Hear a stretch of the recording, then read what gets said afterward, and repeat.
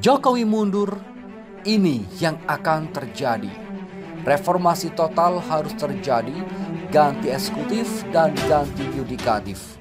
Kami, mahasiswa Indonesia bersumpah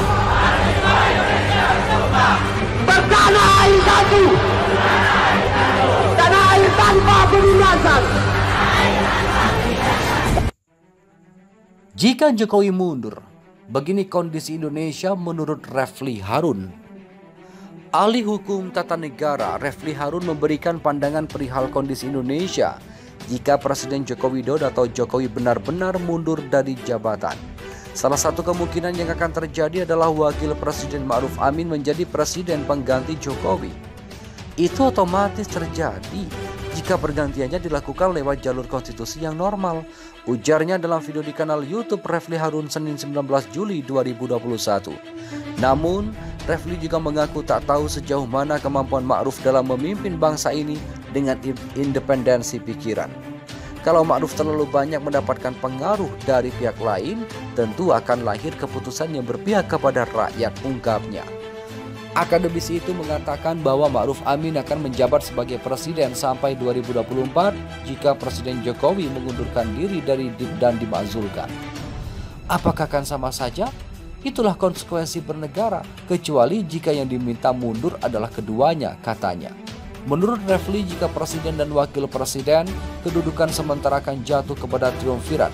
Triumvirat itu adalah Menteri Luar Negeri Retno Marsudi, Menteri Dalam Negeri Tito Karnavian, dan Menteri Pertahanan Prabowo Subianto. Lalu dalam jangka waktu 60 hari harus digelar pemilihan presiden dan wakil presiden oleh MPR, tuturnya. Selain itu, pengusaha layangkan 6 tuntutan ke Jokowi imbas diperpanjangnya PPKM darurat. Asosiasi Pengusaha Indonesia atau APindo merasa keberatan dengan keputusan Presiden Joko Widodo atau Jokowi yang memperpanjang masa PPKM darurat hingga 25 Juli mendatang. Dengan perpanjangan ini masih ada pembatasan-pembatasan yang dihadapi para pengusaha sehingga produksi tidak berjualan optimal. Ketua Umum APindo Haryadi Sukamdhani mengatakan para pengusaha pun telah membuat daftar tuntutan kepada pemerintah yang berisikan keringanan-keringanan selama masa PPKM darurat ini.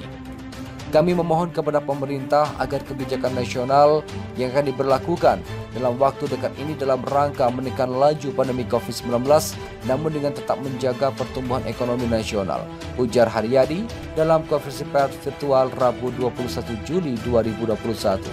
Adapun berikut 6 tuntutan para pengusaha kepada Jokowi: mengizinkan perusahaan industri manufaktur sektor kritikal dan esensial serta industri penunjangannya dan industri yang berorientasi ekspor untuk tetap beroperasi dengan kapasitas maksimal 100% karyawan operasional dan 25% karyawan penunjang operasional apabila sudah melakukan vaksinasi minimal 2 kali untuk seluruh karyawannya.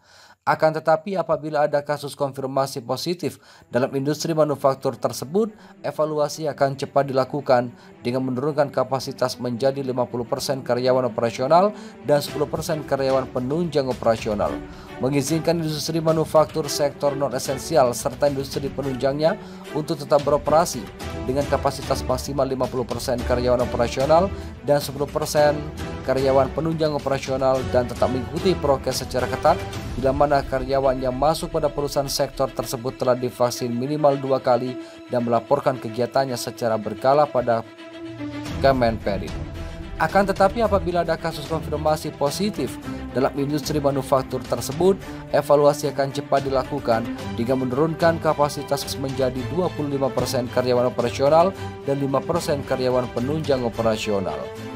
Pemerintah dapat mendesain kebijakan fiskal secara konsolidasi untuk meningkatkan daya beli masyarakat, baik melalui program proteksi sosial yang diskusi dengan cepat maupun insentif ekonomi untuk dunia usaha yang memadai.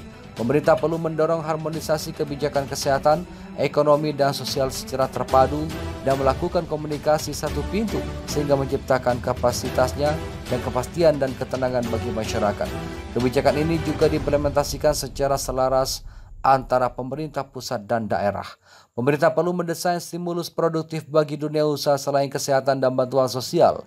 Bagaimanapun, pengusaha harus mencicil pinjaman, membayar operasional perusahaan dan gaji pegawai, mempercepat pelaksanaan vaksinasi pada daerah-daerah yang merupakan area perindustrian dan perdagangan dengan menyediakan fasilitas kesehatan masyarakat atau Fasyankes yang dapat bergerak cepat dan mempunyai piker vaksinasi oleh BPJS. Terima kasih telah kunjungi channel ini. Kami hanyalah sebatas menginformasikan, Andalah yang memutuskan. Kami, mahasiswa Indonesia bersumpah bertanah air satu, tanah air tanpa penindasan.